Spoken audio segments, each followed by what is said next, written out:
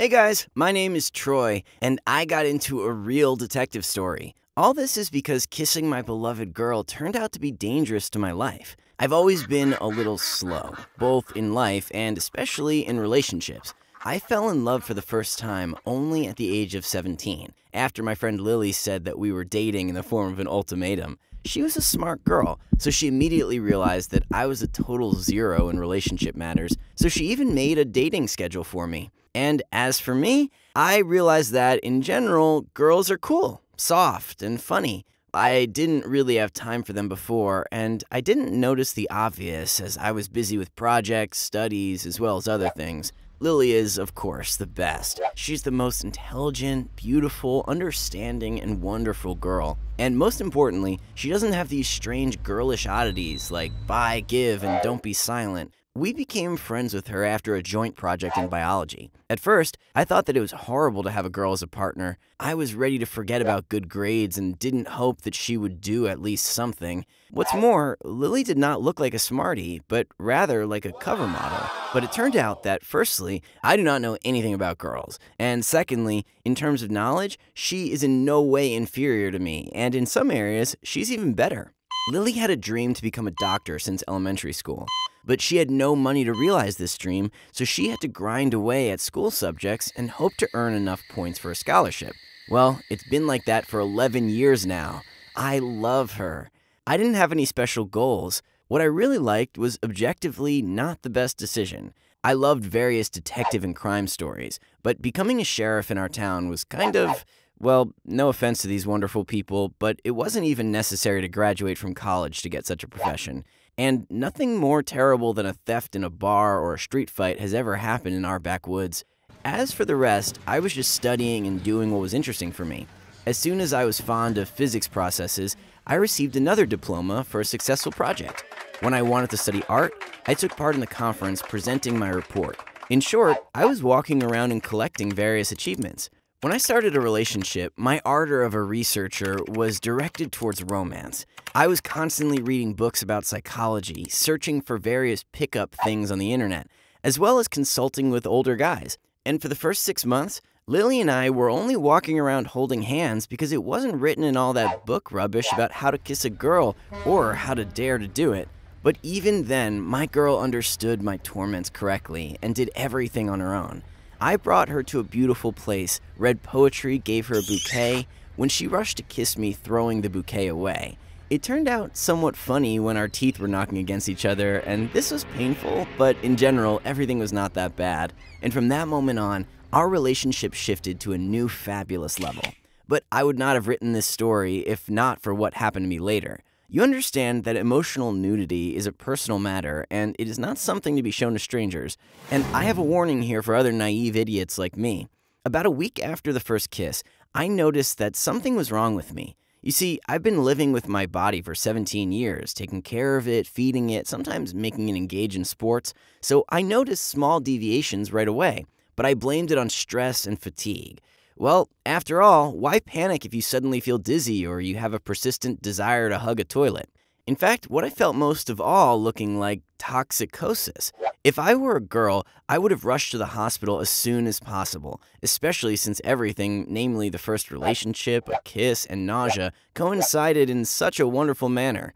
But I'm actually kidding. I've always been a guy, which means that I ate some spoiled food or just got affected by fatigue. In addition, I had no time to rest at all. Lily and studying occupied all my time and mind. I just forgot to visit a doctor.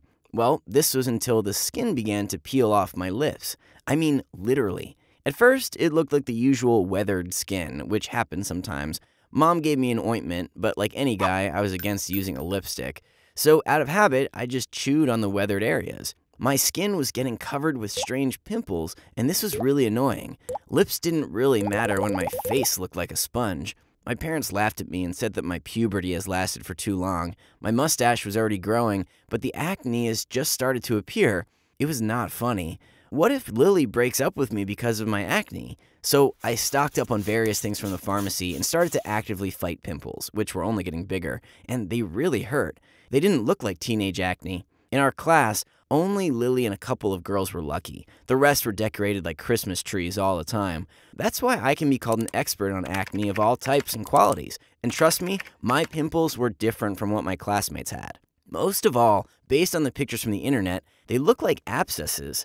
They were the huge, ugly boils that were traveling all over my face, and I guess even migrated, taking their comrades with them. So soon, I looked like a big piece of cheese with holes. I must say that Lily did not even pay attention to my appearance. We continued to kiss despite the changes in me, and even tried some of the adult magic. Well, you know what I mean.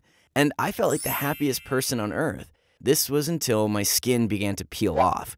So I was fighting with acne and nibbling the skin on my lips until things got so bad that my lips turned into one terrible scar. The skin was falling off literally in flakes like the first snow, and it really hurt. So kissing had to be postponed for an indefinite time, along with the relationship in general, because the rest of my body finally told me bye-bye. Not only my lips suffered, but everything around them. I was afraid that over time, I would become like the Joker with his famous smile, a very pimply Joker, in fact. This was in addition to fainting, weakness, nausea, and stars constantly appearing before my eyes. If I'd wanted to, I could have created a whole map of the starry sky on my head, and then my parents would have decided to send me to the hospital. Examination was short and useless. I was healthy like a champion, but completely exhausted. I was prescribed vitamins and ointments, told to sleep at least 8 hours a day, and to eat organic food, as well as go my way. The most interesting thing is that after 2 weeks in the hospital, I really felt better. Then I thought, what if the doctors are right? What if this is the ordinary vitamin deficiency or something else that teenagers may experience? And on the very first day when I felt better, I went to visit my girlfriend, whom I had missed a lot. Lily and I spent a wonderful evening in her room, which her parents did not know about because I had climbed up to her apartment through the window like in the movies. Well, of course, we were kissing, and not only on the lips. I went to bed completely happy, hoping that now everything would be fine. But things didn't turn out as expected. In the morning, all symptoms returned and brought friends with them. Yeah, in those places that are not mentioned in polite company. At least there, everything was limited to acne and there was no peeling skin. I could not have borne it. So I had to return to the hospital, though this time it was a private clinic. Insurance is cool, but public hospitals are not the greatest places in terms of diagnostics. Maybe because of the fresh traces or because of the fact that the effect turned out to be cumulative, but after numerous efforts made, my diagnosis was finally announced. Now, just sit down and get ready to be dumbfounded. Do you know what had happened to me? Leave comments if you have any ideas.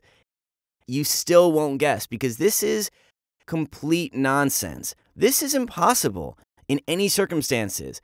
My diagnosis is formaldehyde poisoning. Yeah, this is the same formaldehyde that is used to preserve and process dead bodies in morgues. Can you imagine this? I'm kind of alive, and I've definitely never been to a morgue, so how did formaldehyde get into my body in such a life-threatening amount? Remember when I said that I love detective riddles? Not where there's a risk to my own life, but I still have some theories. The first, and as I thought the most reasonable version, was associated with the school. There was actually a logic in it. If formaldehyde got into my mouth somehow, then it was most likely through food or water. It was impossible to blame it on my parents, who were as shocked as I was. Rare trips to the cafe also didn't count because contact with formaldehyde had to be constant. So the school remained. This is a place where at least once a day you have to eat, no matter if you want it or not. Of course, school cafeteria is not a restaurant, but when classes last from morning till evening, there's no choice. But the question is left, what is it, poisoning? Or is there a maniac hiding in our school? It was this riddle that I had to solve as soon as I recovered from the shock a bit. The menu at our school is not very diverse, but still, dishes do not repeat during the week. The classic set consists of fries, fish, chicken, sometimes vegetables, and veggie burgers. During a week, I've been trying to test everything, and I found no traces in the food. Yeah, at home, I had a whole mini laboratory, and I was really glad about the fact that I was such a smart guy and hadn't blown off chemistry classes. Mom and Dad helped me with the experiments. They also did not like that their son was being poisoned. But so far, everything was clean, and that really didn't fit into the conspiracy theory. I also checked the water in the fountains, in the canteen, even in the restroom, although only those unlucky people who were made to do this drank from the restroom sinks. But you never know. However, the water was also beyond suspicion, along with the tables and, in general, everything that my hands were touching. I had to admit that school was not to blame for my condition. In addition, there were just no other sick people except me, and this is impossible in our closed school circle. Besides school, I attended no other places. All the extracurricular activities took place right in the same classrooms as the lessons, even sports activities, if anyone was interested. The library was also located at school, and thanks to sponsors, it was much cooler than the city library. I didn't really have any friends, and after using the exclusion method, it turned out that the one place which I haven't checked was Lily's house. But it was impossible to believe that my own girlfriend was capable of... Well, how? Her parents were an accountant and a librarian. How could formaldehyde appear in an ordinary family's house? It's not salt or cleaning agent. And then I came across a wonderful story. One girl met a man online and agreed to a date. The evening was great, but when the couple was already about to go to his place, the girl received a call from either her mother or a friend, and the date had to be stopped immediately. The man walked her to the subway, kissed her goodbye, and left. And in the morning, the girl found the same strange rash around her mouth, which didn't disappear for a long time and gradually turned into abscesses just like mine. However, she did not wait for a miracle, but immediately headed to the hospital, and from there went to the police. It turned out that the man was a maniac who hunted young blondes, lured them to his place, and they never came back from there. So after all, this man just used formaldehyde so that the neighbors did not sense any smell. Actually, he was caught because of this formaldehyde, as the girl testified as soon as she realized that she almost became another victim. One might think, where's the link? But a beautiful image of my dear Lily preparing a large bath totally filled with formaldehyde for me has already popped up in my mind. I vomited and immediately rushed to the police. Cops were laughing at me at first, but then, after they've listened to all the information that I gave them, they got tense. No one believed in a maniac hidden in a 16-year-old girl, but let's admit that it's a really terrible coincidence, and they started checking Lily. I don't know exactly if they were spying on her or checked her background on their databases, but the very first piece of information blew my mind completely. Without the possibility of recovery, I kept asking myself where an ordinary schoolgirl could get formaldehyde. Well, the thing is that my dear Lily had the most direct but still incomprehensible relation to the morgue. Yeah, can you imagine? 3 times a week after classes, she got ready and went to our city morgue, where she hung out until late at night. And on weekends, she disappeared there the whole day. In fact, Lily worked there. It was not a secret, and doctors willingly told the cops about a diligent schoolgirl who is not afraid of the dirtiest work. Do you know why she did it? In order to enter a medical college. In general, the intrigue turned out to be not very exciting, albeit a bit scary. During her senior year, my Lily realized that her knowledge would not be enough for a scholarship, and her parents didn't have a sufficient amount of money to pay for her education. And then they together came up with a great way to fulfill her childhood dreams. In many colleges, there still exists the practice of admitting their own people for studies. This was something like a work scholarship. The path is long, but in such a way, it was really possible to grow from some trainee in the newspaper to the director of this newspaper without any expenses, and on the way, get an excellent and, what's most important, free education, or to complete one's studies to turn from an intern in the hospital to a doctor. So Lily asked to be an assistant to the medical staff. Of course, she saw herself in the field of surgery, or in the best case, in cardiology, but there were plenty of others who wanted the same, so she had to accept what was offered, and as you've already understood, what she was offered was only a morgue. No, Lily was definitely not a maniac, but just a wonderful worker. The problem is that she was not very good at maintaining her own hygiene. In short, my girlfriend turned out to be a slob, and after fiddling with tools and rags, sometimes she forgot to wash her hands, and then with the same hands, she was touching my face, eating or patting me. If someone else had been in her place, they would have already been dead due to poisoning, but for some reason, it was her body that turned out to be indifferent and did not react to formaldehyde,